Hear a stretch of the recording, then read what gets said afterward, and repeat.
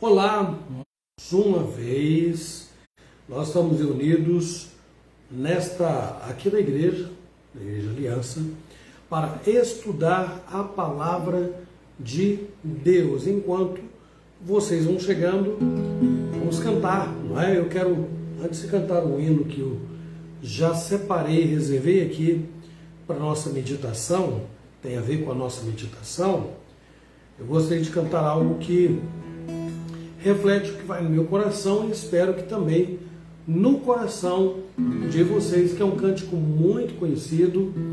E aí, se você quiser colocar no comentário, faça isso para que os outros também possam acompanhar, ok? É aquele cântico que diz assim: bom estarmos aqui louvando a Deus, podendo exaltar seu santo nome. Tempo para isto, tempo para louvarmos a Deus. E aí eu vou lembrar na hora que estiver cantando. Vamos lá. Bom estarmos aqui louvando a Deus, podendo exaltar seu santo nome. Tempo para isso, tempo para louvarmos a Deus.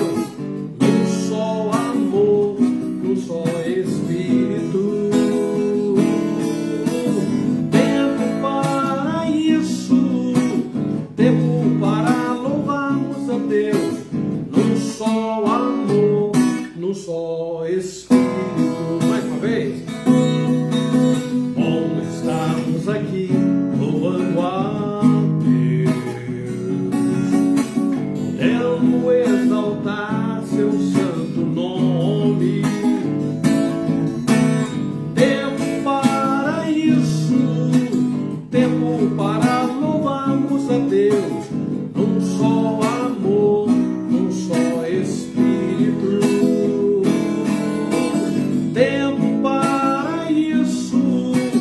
Tempo para louvarmos a Deus, num só amor, num só Espírito. Deus, venha nos abençoar e que essa união nunca falte para nós. Deus, venha nos abençoar e que esta união nunca falte para nós. Ó Deus, venha nos abençoar e que esta união nunca falte para nós. Deus, venha nos abençoar e que esta união nunca falte para nós.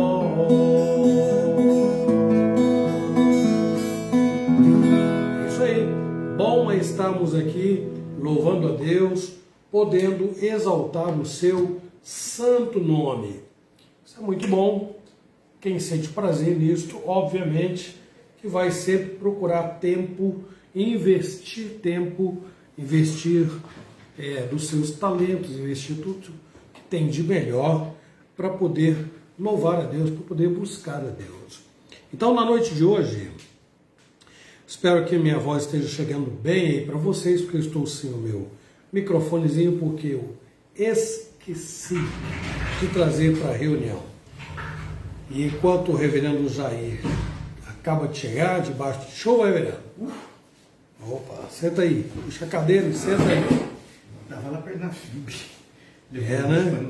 Então, senta aí, reverendo. Eu já estou conversando com alguns irmãos que já chegaram aqui. Dona Maria Xavier, Beth lá de São Paulo. Tomar cuidado que hoje eu estou sem aquela base grandona assim.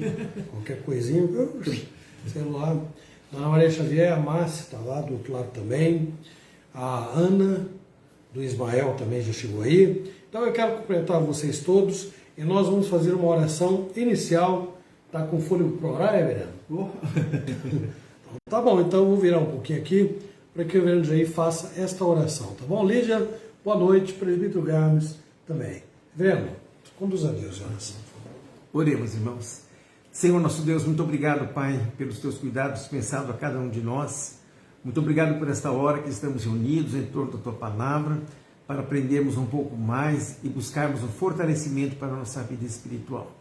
Abençoa, Senhor Deus, todos os nossos irmãos que estão conectados conosco, dando graça, paz e ajudando-nos, ó Deus, na realização desse estudo bíblico.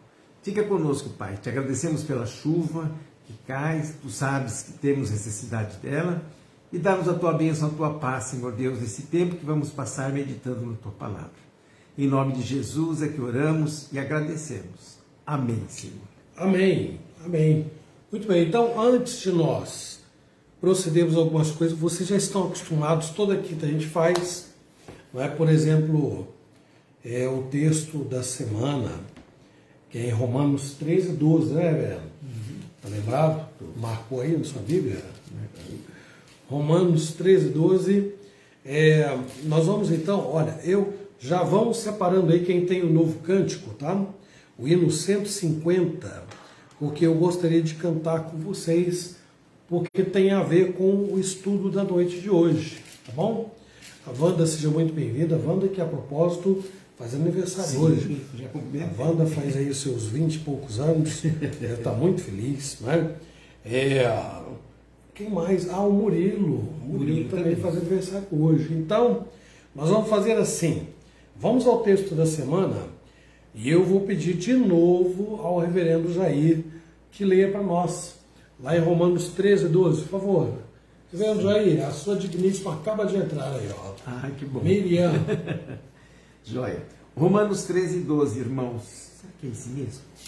13, 12. 13, 12? É. Então tá. Vamos lá. A palavra do Senhor nos diz assim: vai alta noite e vem chegando o dia. Deixemos, pois, as obras das trevas e revistamo-nos das armas da luz. É isso? Então, vamos tentar. Não, o versículo é isso mesmo. Não tem dúvida, não. Eu só quero que a gente repita para ficar bem na memória, né? Tá, joia. Andemos dignamente como. Não, é o 12, é 13, 12. Desculpe.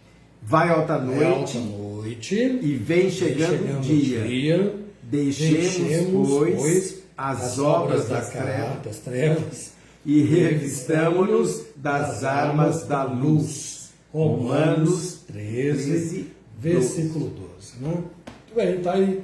Eu, para variar, atrapalhando, né? Boa noite, Laís. Bem-vinda, minha irmã.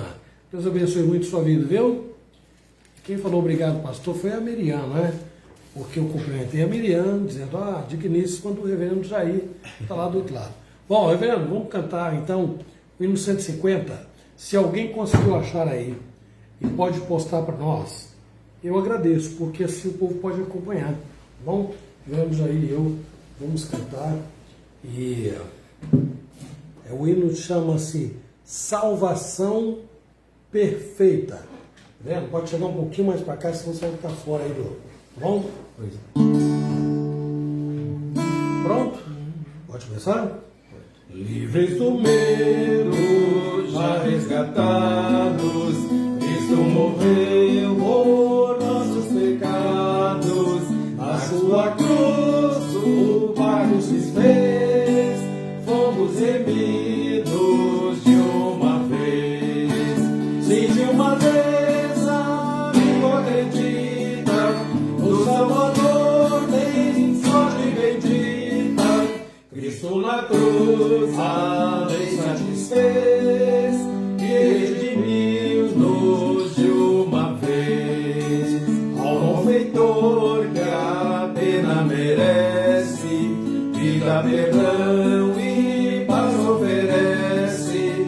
Venha Jesus com santa avidez, pois te recebe de uma vez.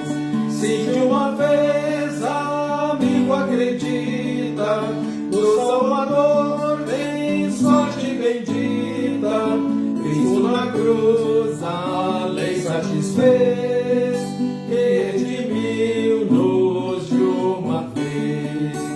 Graça real, não há mais castigo, não há mais temor, nem sombra ou perigo.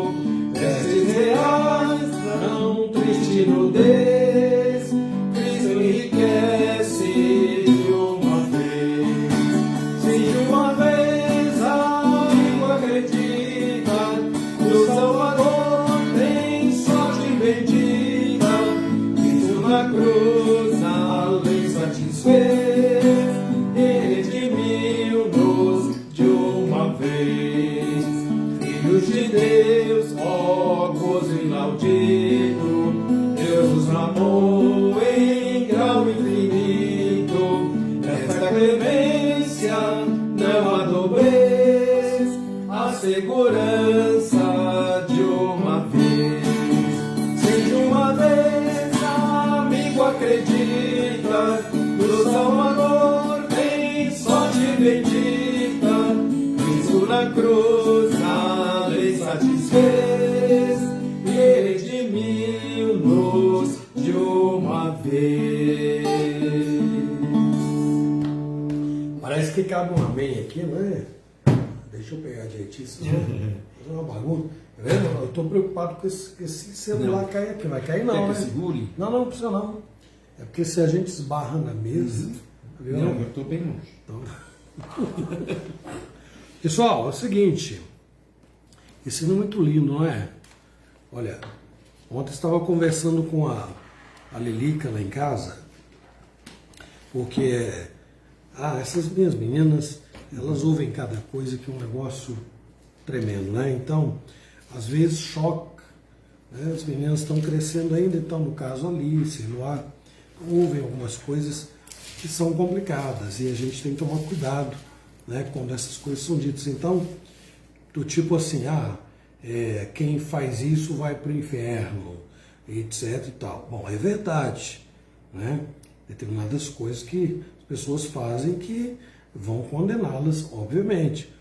Mas eu disse para minha filha assim, olha, sempre que alguém te disser algo dessa natureza, porque todos nós pecamos, né? E é preciso que haja arrependimento, porque a palavra de Deus promete que quando há arrependimento, há perdão, a mudança de atitude e outras coisas mais. Então, eu disse para a Lilica, se alguém disser a você, quem fizer isso, quem faz isso, vai para o inferno, etc e tal, minha filha, se for algo direcionado a você, responda com humildade, com muito amor e tranquilidade. Cristo na cruz, aqui Cristo na cruz, a lei satisfez e redimiu-nos de uma vez. Não há mais castigo, está aqui o texto. O autor desse hino se inspirou na Escritura, é óbvio, né? Lá na última estrofe ele diz, filhos de Deus, ó gozo inaudito, Deus nos amou em grau infinito. Nesta clemência não há dobrez, há segurança de uma vez. Então, quando nós somos inquiridos, quando alguém fala assim, mas ninguém pode ter certeza de salvação, mas como? Né? É muito simples. Cristo na cruz, a lei satisfez e redimiu-nos de uma vez. É isso que diz o hino. Quero falar um pouco sobre isso hoje, porque o texto que nós vamos ler, vocês vão abrir daqui a pouquinho, nós vamos, né? Mostra o momento em que Jesus faz uma obra grandiosa, maravilhosa, mas ele tinha um público muito hostil, sabe? Sabe que é um público hostil, né? Aquele pessoal que está ali, não está ali para ouvir e para aplaudir, dizer, que discurso bonito, maravilhoso. Não, é um pessoal que está ali, de repente, cheio de ódio, de rancor, sabe-se Deus o que mais pode estar acontecendo. Mas nós vamos falar disso daqui a pouco, quando nós formos expor o texto. Aí você pode abrir sua Bíblia em Mateus 12, 31 e 32, que é o texto que nós vamos ler. E eu vou convidar aqui o reverendo Jair, como na semana passada me ajudou. Aí na quinta-feira que vem, velho, você pode se preparar aí se quiser, e aí a gente inverte. Eu te ajudo, entendeu? Você traz o estudo, eu te ajudo, né? Eu gosto de ajudar.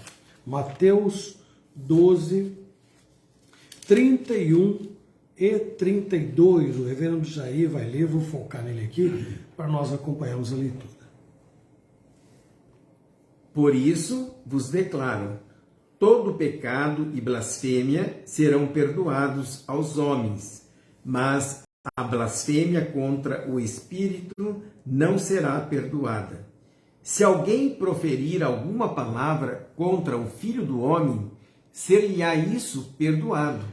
Mas se alguém falar contra o Espírito Santo, não lhe será isso perdoado, nem neste mundo, nem no porvir. Muito bem, vamos orar, Reverendo? Pode fazer essa oração, por favor. Senhor nosso Deus, mais uma vez entramos diante do trono da Tua graça.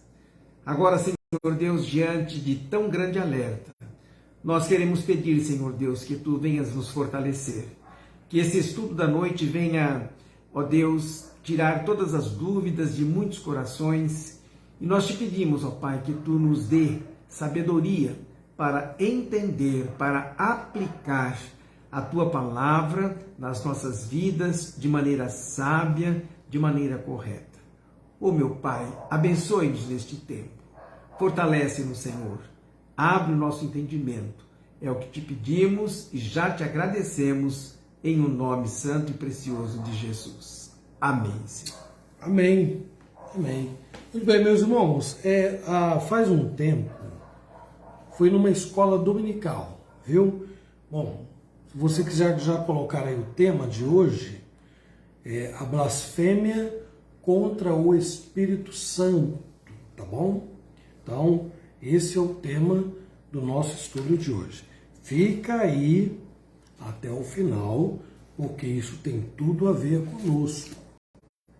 Desculpa aí, gente, o Google entrou aqui repetindo, tentando responder algumas coisas que eu falei.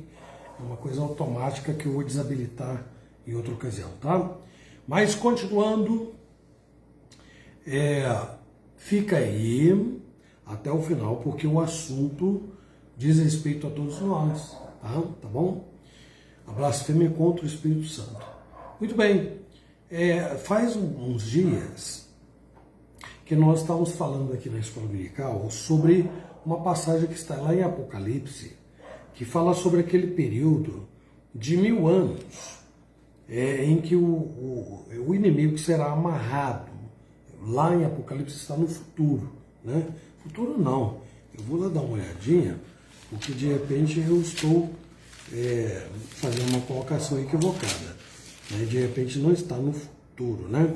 No capítulo 20, que diz aqui, a partir do versículo 7. Aqui vai falar da soltura dele, não é? Quando se completarem os 1000 anos, então a gente tem que voltar um pouquinho, não é? Vamos ver a partir do versículo 1, capítulo 20 de Mateus, diz assim: vi descer do céu um anjo, tinha na mão a chave do abismo e uma grande corrente. Ele segurou o dragão, a antiga serpente, que é o diabo, Satanás, e o prendeu. Aí não está no futuro, prendeu, está no passado, por 1000 anos. Lançou no abismo, versículo 3, fechou e pôs selo sobre ele, até se completarem os 1000 anos. Depois disto, é necessário que ele seja solto por pouco tempo. Nós lemos esse texto na Escola Dominical e falamos para os irmãos que a linha interpretativa que geralmente é adotada por nós, reformados, é aquela que compreende que nós estamos já vivendo este período de 1000 anos. Aí, para argumentar em favor desta prisão de Satanás, nós viemos aqui a esse texto de Mateus. Mateus, capítulo 12, lá no versículo 29, onde diz assim, olha, como pode alguém entrar na casa do valente e roubar-lhe os bens sem primeiro amarrá-lo, e então lhe saqueará a casa? Então, nós recorremos a esse texto e hoje eu quero entrar em detalhes maiores, porque nós apenas usamos este versículo para embasar a argumentação de que nós estamos vivendo esse período de 1000 anos. Os últimos dias, que é claro, não é o último dia, os últimos dias, e eles vão se afunilando cada dia mais, e de maneira que cada dia mais nós estamos mais próximos do dia de Cristo, letra maiúscula, que é a sua volta. Então, últimos dias, porque não haverá um terceiro testamento. Embora tenha um segmento religioso que defende um posicionamento escatológico dispensacionalista, né? Então defende que haverá uma terceira oportunidade, uma terceira ocasião em que todos os judeus afluirão para Jerusalém e lá, aí então depois que, inclusive, como eu falei dos dispensacionalistas, vão restaurar sacrifícios, o culto, nos moldes do Velho Testamento e tal, e então todos os judeus estando reunidos ali, aí por fim Jesus virá. Nós não entendemos dessa maneira, não, porque eles pensam que aí haverá 1000 anos literais em que Cristo reinará sobre os judeus. Nós cremos que já estamos vivendo este período, Satanás está amarrado, tendo seu âmbito de ação limitado, é esta questão. Ele não está na condenação ainda, ele está por aí aprontando para lá e para cá, pelo mundo afora, não é onipresente, portanto, uma hora ele está aqui, outra hora está lá, mas não está em todo lugar ao mesmo tempo, só Deus é onipresente.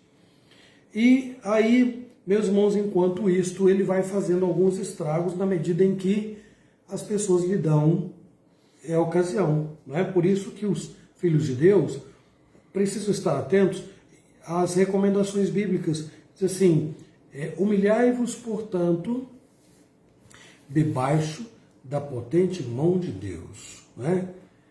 Resisti ao diabo, diz a Bíblia, e ele fugirá de vós. Ok? Então, mas vamos ao texto então. O que é que nós temos aqui? Jesus Cristo, meus irmãos, estava, como sempre, realizando no seu ministério alguns milagres. Levaram diante de Cristo um homem que era, de acordo com o versículo 22, pode ler, Adriano, por favor? Mateus 12, 22.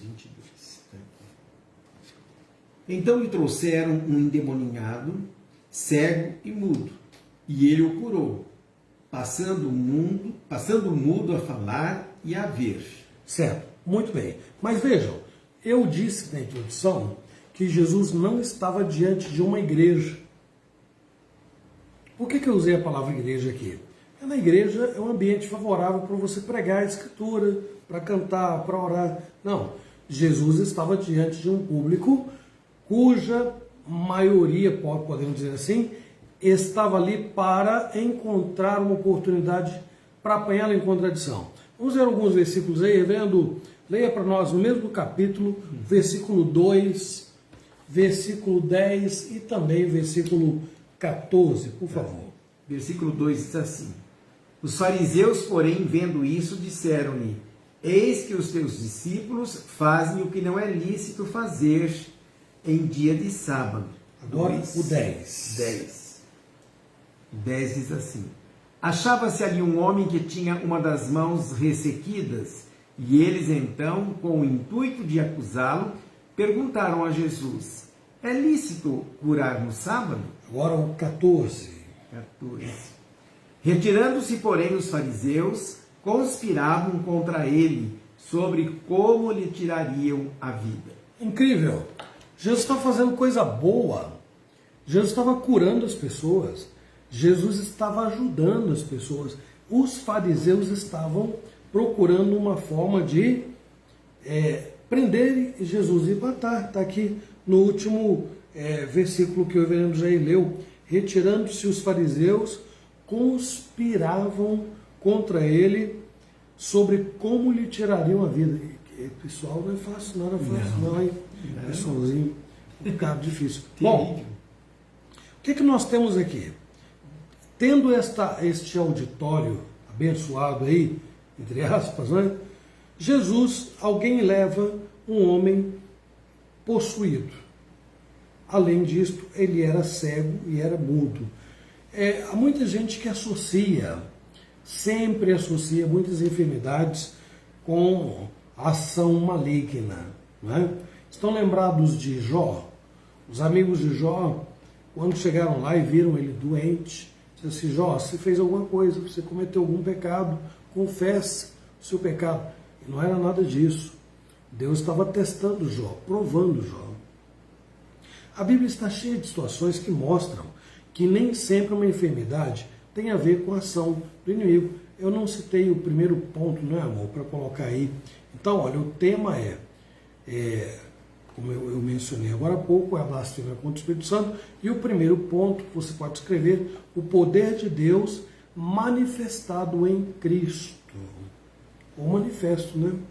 Tanto faz, manifesto, manifestado, não tem problema não. Poder de Deus manifesto ou manifestado em Cristo.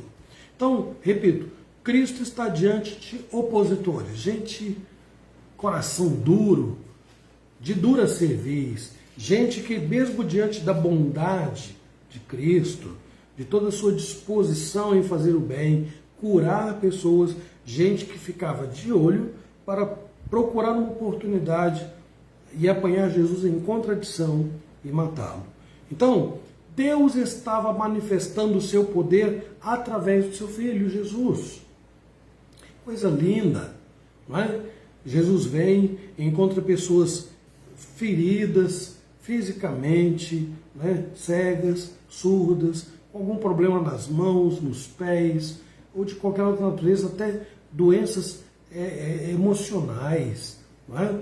Psicológicas, mentais. Pois Jesus chega, acabou tudo isso. A presença de Cristo representava sempre uma solução, um bálsamo. Representava, meus irmãos, a chegada da viva esperança. Não é? Então, qualquer que fosse o mal que alguém estivesse sofrendo, Jesus chegava e era a solução para tudo aquilo. Então, quantas pessoas Jesus viu com problemas físicos, né? Mudos, surdos, cegos, aleijados, e Jesus Cristo curou. Como poderia alguém olhar para Jesus e ver nisto uma atitude ruim, maligna?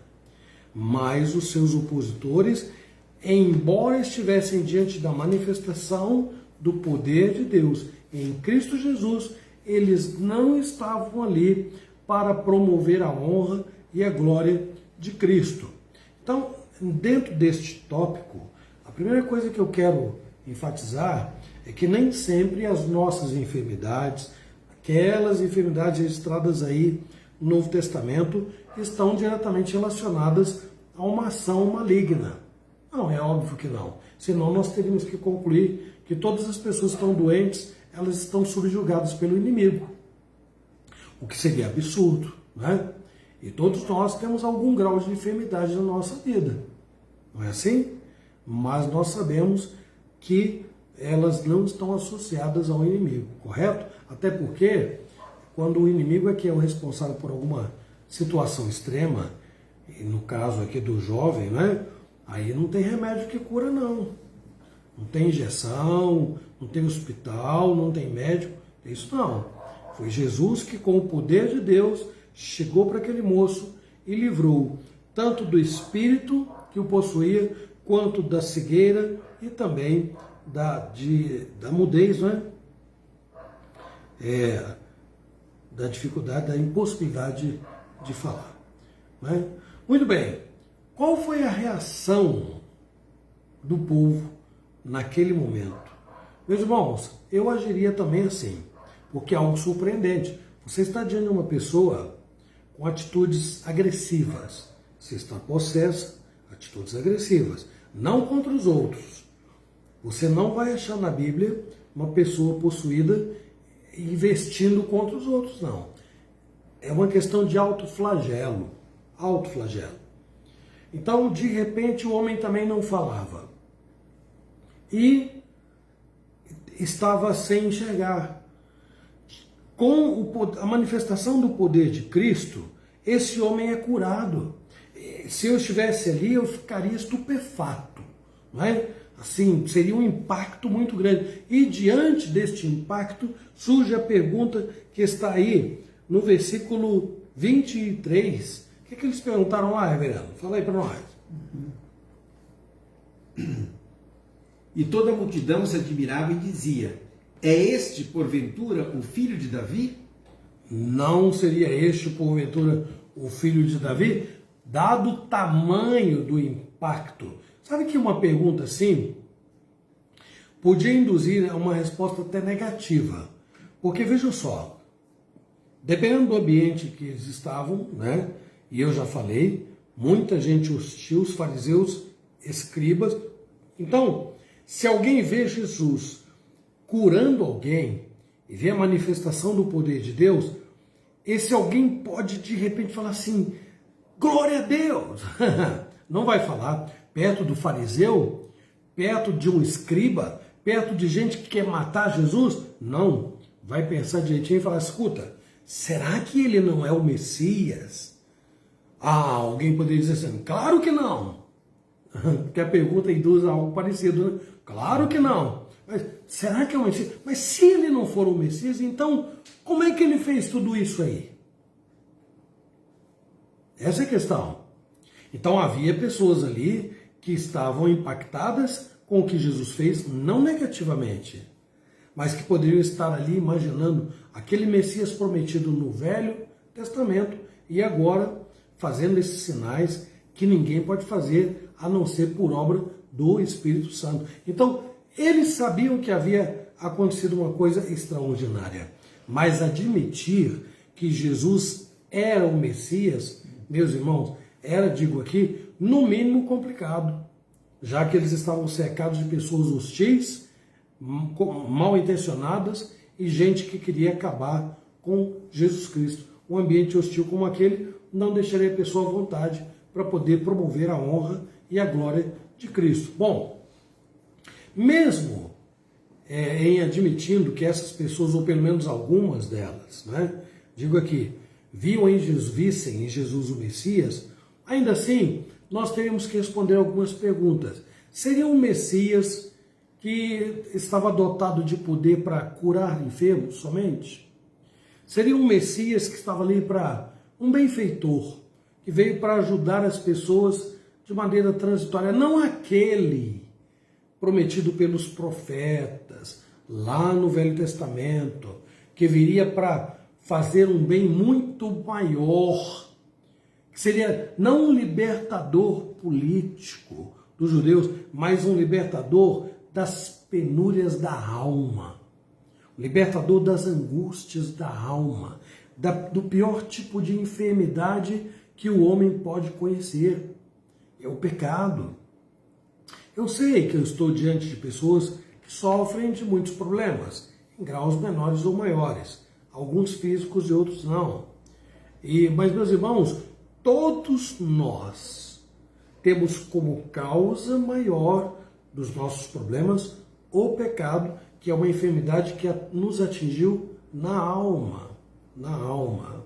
Então, quando nós temos a oportunidade de parar como fazemos agora, abrir a Bíblia e ler sobre Jesus Cristo, Filho de Deus, não há que se pensar apenas nos nossos problemas emocionais, físicos, não há que se pensar apenas nas situações que vão passar. Tudo que nós sofremos agora vai passar um dia. Mas é preciso, é fundamental, uma vez que nós estamos diante de Deus, estamos falando do seu Filho que veio ao mundo e manifestou prodigiosamente seu poder, curando tanta gente de tantos males. É a nossa vez de dizer: Senhor, eu estou aqui. Olha para mim. Vamos enxergar dentro de nós aquilo que nos afeta de maneira geral. E que não tem a ver necessariamente com o corpo, não tem necessariamente a ver com a mente, não tem necessariamente a ver com o coração, com as emoções, tem a ver com a alma. Messias, Filho de Deus, Jesus Cristo, veio para nos libertar de uma vez por todas do jugo do pecado que escraviza a alma e que tantos males causa para a nossa vida. Todas as tristezas que a gente sofre, todas as perdas que nós sofremos na vida, do que diz respeito à saúde, no que diz respeito aos bens que a gente possui e tudo mais, meus irmãos, isso tudo está aos pés de Cristo. Ele pode nos ajudar, Ele pode nos ajudar a nos recompor. Os homens também podem nos ajudar. Os médicos podem nos dar algum medicamento, podem nos dar alguns elementos que nos ajudem a nos locomover. Mas o único que pode curar a doença da alma está aqui. É o Filho de Deus, aquele que veio para poder nos dar a liberdade que todos nós precisamos. Então, de todo modo, qualquer insinuação de que Jesus era o Messias, naquele momento, apreensivamente, quem olhou para Jesus e ficou impactado com a cura daquele homem, naquele momento, eles tinham que ficar preocupados, porque se eles ficaram impressionados, outros tiveram o seu ódio despertado. Já odiavam Jesus, odiaram-no mais ainda. Desejavam matar Jesus e eles tentavam e levariam a cabo isso mais adiante, vocês sabem. A minha preocupação aqui em termos de aplicação é que nós continuamos vivendo num mundo hostil. As pessoas não estão olhando para Deus e glorificando a Deus e dizendo Deus é bom, maravilhoso, a Deus abomina o pecado. Eu não quero saber de pecado na minha vida. Eu quero tomar cuidado com as coisas que eu falo, as coisas que eu penso, a maneira como eu me comporto. Eu preciso saber o que Deus gosta, o que Deus quer, o que Deus espera de mim, porque afinal de contas Ele continua todo-poderoso, Ele continua agindo, abençoando seus filhos, aqueles que andam de acordo com os seus caminhos. Mas nós estamos num mundo hostil. As pessoas que estão à nossa volta, muitas delas não querem saber de Deus, não. Estão doentes, de muitas maneiras, mas a maior doença elas não estão procurando tratar. Você está conectado agora? Está com a sua Bíblia aberta? Está atento ao que nós estamos falando? Isso demonstra algum interesse. Interesse em ouvir o que Deus tem para dizer e a solução que Ele pode apresentar para aquilo que há de mais ruim na nossa vida, que é o pecado. E é dele que nós vamos encontrar a solução. Agora, vamos partir para um segundo ponto. Quer dizer, no meio de tudo isso aí, qual é a nossa reação? Nós vamos enfrentar a maioria e mostrar que, em detrimento de não abrirem a mente, em detrimento de não enxergarem o poder de Deus, em detrimento de não glorificarem a Deus, nós vamos nos comportar como eles? Não. A Bíblia diz que os filhos de Deus são luz. A Bíblia diz que os filhos de Deus são sal. A Bíblia diz que os filhos de Deus fazem diferença. Então, o segundo ponto, podem colocar aí, tem a ver com a negação da messianidade de Cristo, viu? Então, num primeiro momento, nós falamos do poder, manifestação do poder de Deus em Jesus Cristo, certo? Agora, Deus está manifestando esse poder, esse mesmo poder que manifestou quando Cristo andou por este mundo, Ele continua manifestando.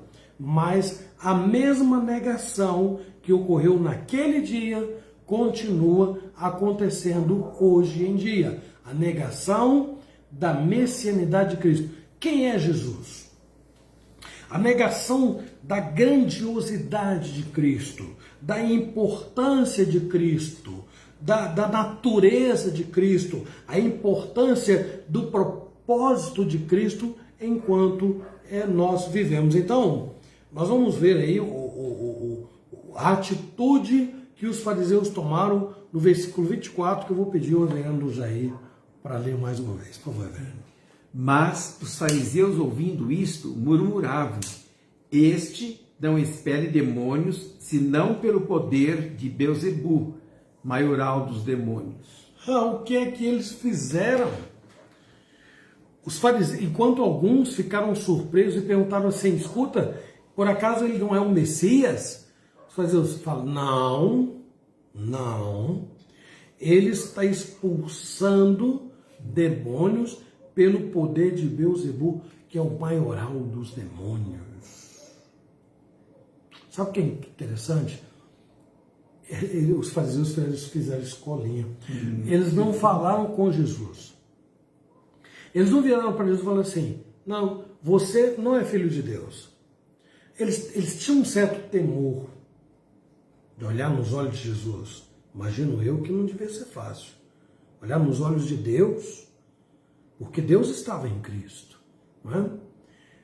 Então, entre eles murmuravam. Imagina, que filho de Deus, imagina o Messias. De jeito nenhum. Isso é um demônio. Eles não estavam falando que Jesus estava sendo tentado, não. Eles estavam dizendo que Jesus era o próprio maioral dos demônios. Estavam colocando em Jesus a qualificação de ser o principal deles. Né? Então, eu pergunto para vocês, por que eles fizeram isso? Não é? Onde é que nós achamos na Bíblia um fariseu sendo usado, um escriba, sendo usado para expulsar espíritos malignos? Então, nós temos textos aí que mostram a razão por que eles trataram Jesus assim. Reverendo, leia lá, por favor, Mateus 27, versículo 18. Porque sabia que por inveja o tinham entregado. Inveja. Aí nós vamos ver João 3, 26 e 30.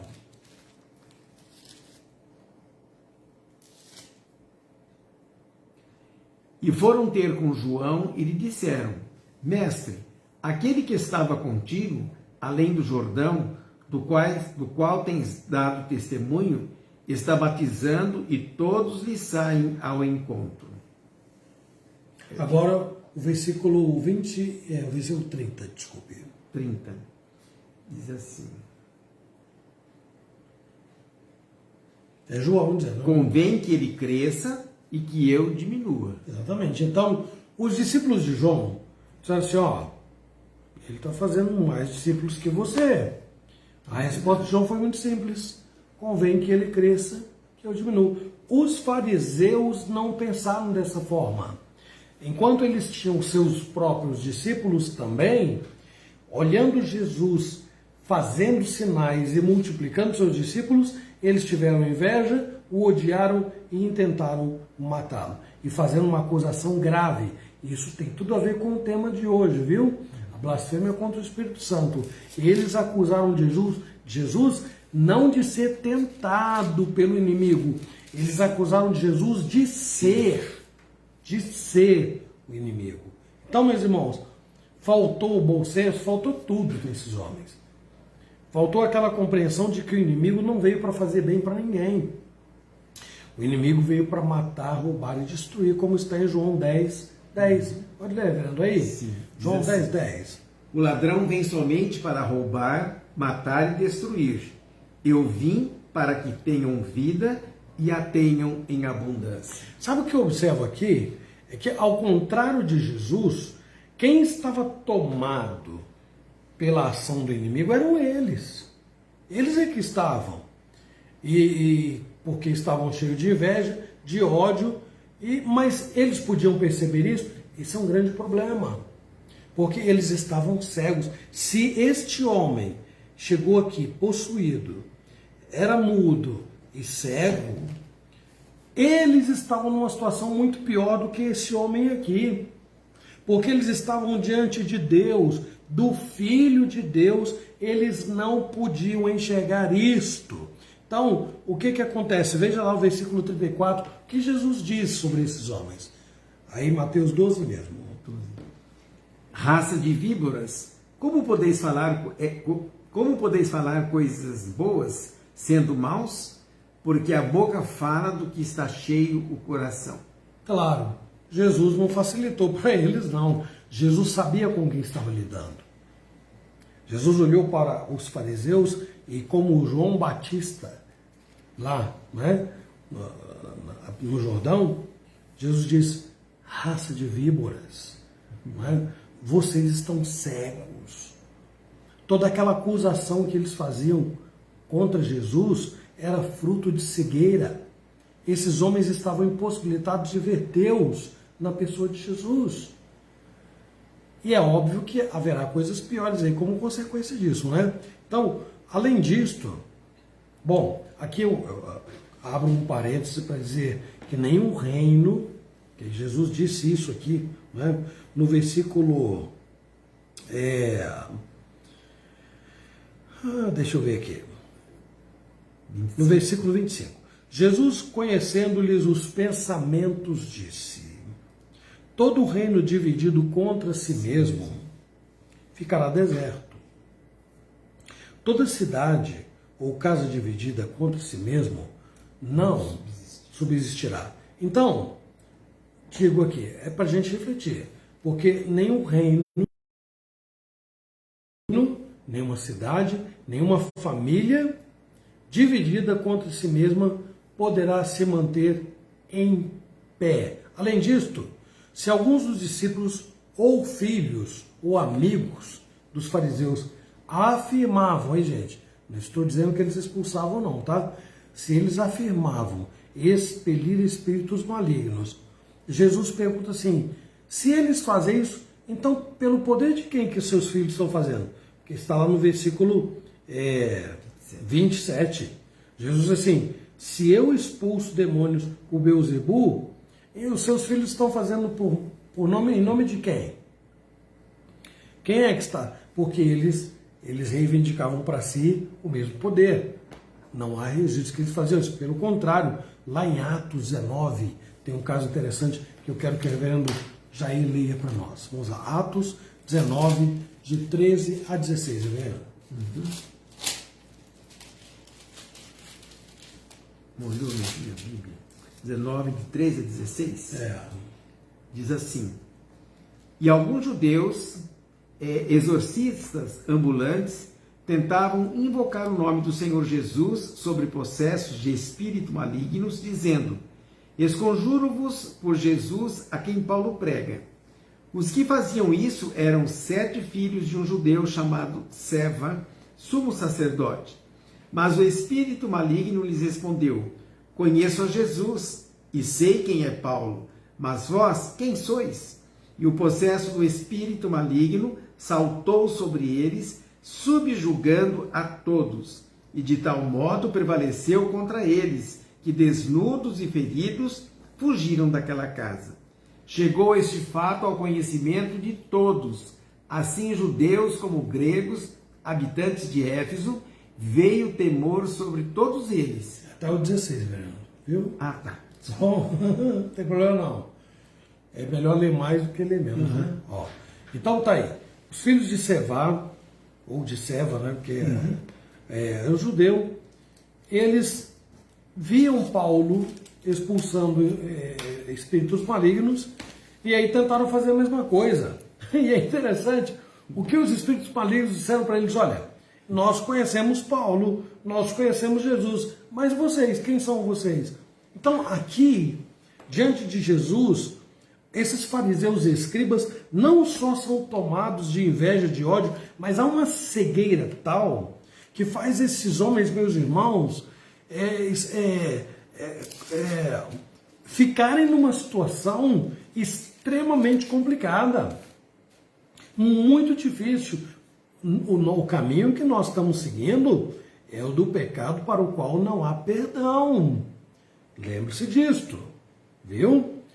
E nós começamos dizendo que Jesus veio manifestando o poder de Deus. Aqui neste ponto, nós estamos dizendo que eles não aceitaram, eles negaram isto na medida em que falaram assim, não é de Deus, ele é o demônio, ele é o maioral, é Beelzebu, o maioral dos demônios. Esses homens estavam loucos. Como Deus pode perdoar um homem que nega fundamental, que ele é Deus, que ele é amor, que ele é misericórdia, que ele é o único capaz de perdoar o ser humano e dar uma chance para que ele se redima e mude de vida? Como perdoar? Então, a questão da blasfêmia contra o Espírito Santo vai além das palavras. Aqui é uma negação. Então, negar a messianidade de Jesus Mostrava que mesmo estando diante de Deus, eles eram incapazes de perceber que Deus estava diante deles. Eles eram incapazes de perceber que eles poderiam ser abençoados por Deus, na pessoa de Jesus. E poderiam, não é? Quisera eu estar lá, diante do Filho de Deus, e ser eu alvo, como este homem foi aqui, das maravilhosas manifestações prodigiosas de Jesus.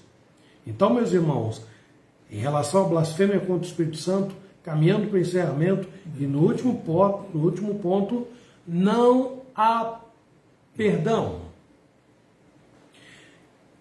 Quando há blasfêmia contra o Espírito Santo, o terceiro e último tópico é esse, não há perdão. Aí o reverendo Jair vai ler para nós do 29 ao 32 do capítulo 12 de Mateus, por favor.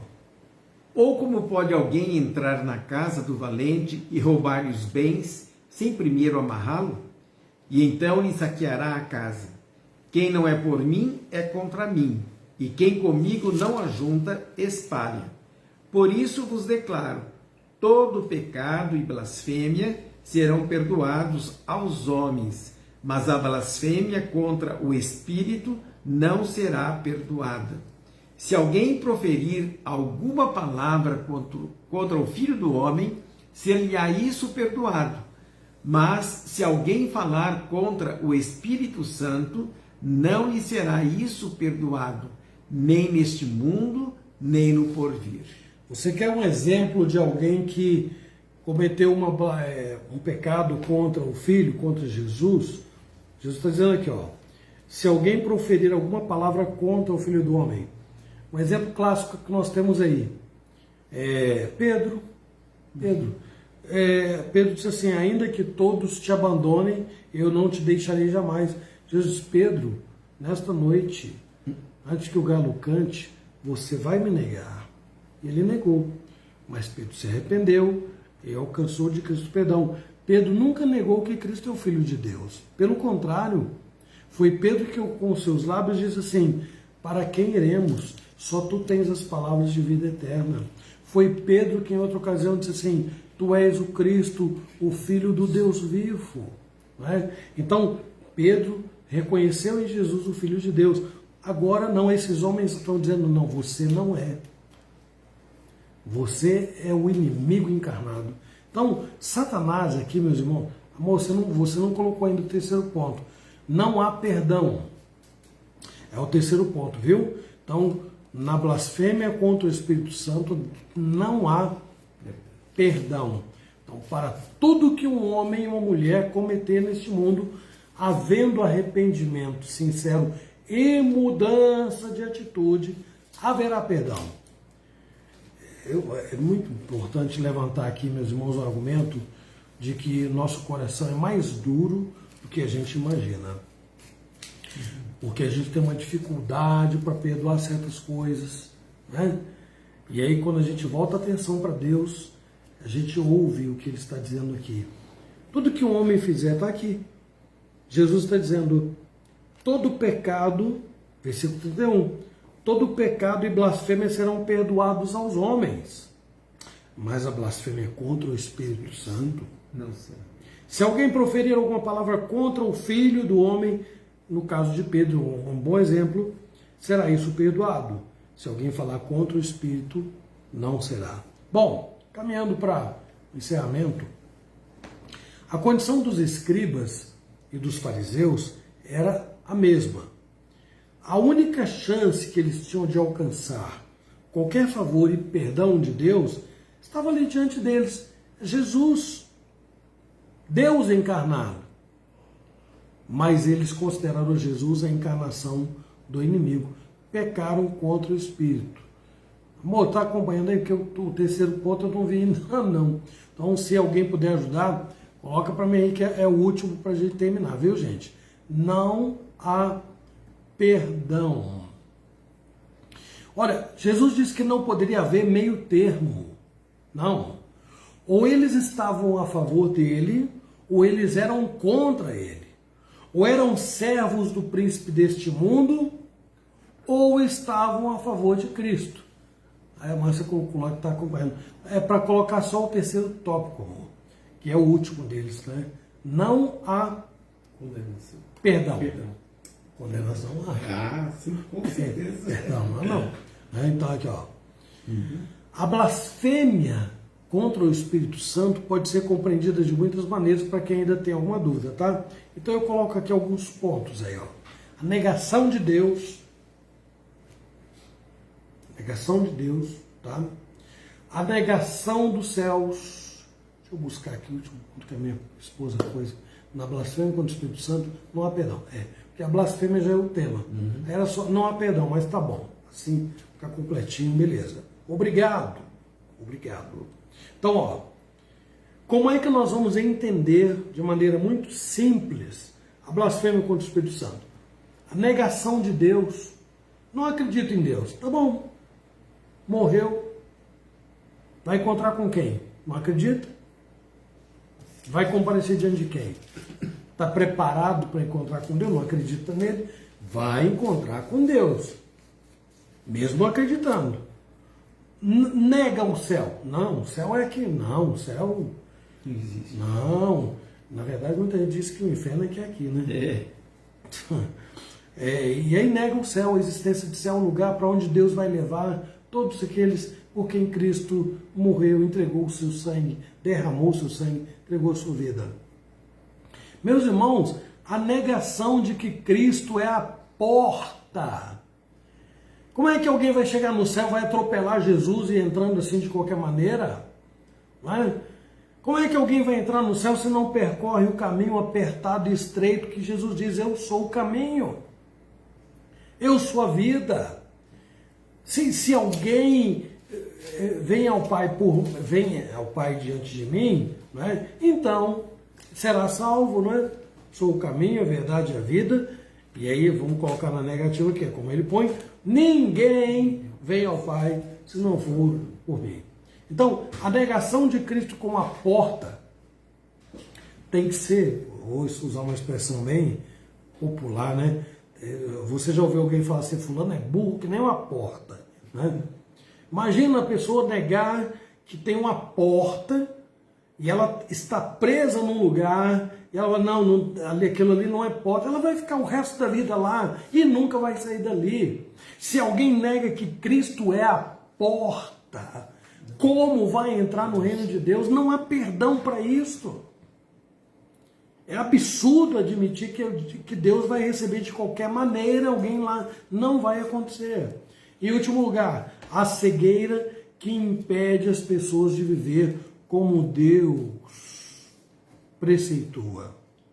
Viver por Deus e viver para Deus. Então aqui na minha conclusão, em 3 parágrafos eu digo assim, olha, ser com Jesus, que é o que ele usa aqui, o que ele diz, aquele que não é por mim, é contra mim, significa, meus irmãos, ser um instrumento para trazer pessoas, vidas, aos pés de Cristo. Isso é ser por Jesus. Nós passamos um dia inteiro fazendo um monte de coisas. Em quais situações você acha que você foi um instrumento para ajudar os outros a virem a Jesus, a terem alguma ideia de Jesus? Ser contra Jesus significa certa indisposição para seguir Jesus. Ai, a gente fica aqui, pastores, não deixa de congregar, enfrenta seu cansaço, seus desafios, ame a igreja, etc. Meus irmãos, é preciso estar alerta. Estar alerta. Não estou dizendo que as pessoas que faltam à igreja por causa de alguns compromissos, problemas aí sérios, legítimos, que estão na condição desses homens aqui, não. Não estou dizendo que estão blasfemando contra o Espírito. Não. Estou dizendo que quem é contra Cristo pode manifestar desinteresse pelos perdidos, pessoas que precisam de salvação, pode demonstrar desinteresse pelo aprisco, desinteresse por aquelas pessoas que estão espalhadas pelo mundo e podem ser presas fáceis do inimigo. Então tem que ficar alerta. Disposição para servir. Tem que ter disposição para servir a Cristo, porque no Jesus Cristo, então tem que ter disposição para servi-lo. Então, quanto aos demais pecados, Jesus diz, não importa quão graves e horríveis eles sejam. Jesus está dizendo, há perdão para eles. O que é que o homem precisa? Saber que pecou. Semana passada nós falamos aqui que enquanto alguém encontra desculpas, justificativas para uma série de coisas, não vai mudar. Não há mudança. Mas quando há arrependimento, quando as lágrimas escorrem lá no coração, quando sangra o coração, quando dói, o pecado dói na alma, é diferente. Isso é arrependimento, porque isso vai levar a mudanças, né? E então esse bom pastor, maravilhoso pastor, vai abrir os braços, vai nos recolher, colocar nos ombros e carregar. Porque só faz isto quem é ovelha. Quem não é, vai dizer, não, não é filho de Deus. Não, céu? Ah, não. Ah, o céu eu quero, mas não, agora não. Cuidado com essas colocações aí, porque às vezes elas surgem como brincadeira, mas mostram uma certa insegurança da parte de muita gente. Deus é real. Cristo está vivo dentro de nós. E então nós precisamos demonstrar isto, servindo de maneira alegre, espontânea e levando outras pessoas a amá-lo e a desejá-lo também. Com essas palavras, meus irmãos, eu concluo o nosso estudo da noite de hoje, esperando haver esclarecido, porque eu esqueci de dizer, se você tem alguma pergunta, faça. Bom, não fez hoje, então guarda aí e na próxima quinta você faz. Se eu puder ajudar, então nós vamos responder, tá bom? Vamos encerrar então orando e eu vou pedir ao reverendo Jair que mais uma vez, por gentileza, nos conduza a Deus numa palavra de oração. Senhor nosso Deus, nosso Pai querido, muito obrigado por esse tempo que passamos meditando na Tua Palavra. Senhor, que esse estudo possa realmente nos levar a uma convicção real e que nós possamos estar aptos, Senhor Deus, a ajudar outras pessoas a Te conhecer melhor, a Te servir, ó Deus, em espírito e em verdade. Pai, clamamos agora pela vida da nossa igreja. Senhor amado, que sejamos farol, que sejamos uma luz a iluminar o caminho de tantas pessoas que estão desesperançosas. E nós, ó Pai, que somos alcançados por esta mensagem tão grande, nós pedimos que o Senhor nos fortaleça, que o Senhor nos desperte para estarmos indo ao alcance dessas pessoas que precisam de Ti. Fica conosco, Pai, dá-nos uma noite de descanso na Tua presença, que possamos repousar seguros e que possamos caminhar, ó Deus, de maneira definida, de maneira, Senhor Deus, que realmente Te servir seja uma alegria para os nossos corações. Perdoa, Senhor, os nossos pecados. Mais uma vez eu Te peço em nome de Jesus. Amém, Senhor. Amém. Pessoal, Deus abençoe a todos. Muito obrigado por nos acompanhar aí em mais uma live, né? E se Deus quiser, domingo vamos estar juntos aí, viu? Estaremos juntos aí de manhã. Haverá uma, como é o nome mesmo? Maratona Bíblica. 9 horas da manhã. Vamos rogar a Deus que nós sejamos atentos para poder trabalhar em favor do Evangelho, viu? E nunca desanimar, porque nós vamos ter sempre dificuldades na nossa vida, mas Deus é maior, viu? Que Ele nos abençoe e nos ajude em tudo. Amém. Amém. E até breve, se Deus quiser, meus irmãos. Amém. Mais uma vez, parabéns, Wanda, e parabéns também ao pequeno Yuri. Até breve. Murilo? Yuri não. O Yuri é da... o Yuri é da Dicilene. Deus abençoe, gente. Até breve.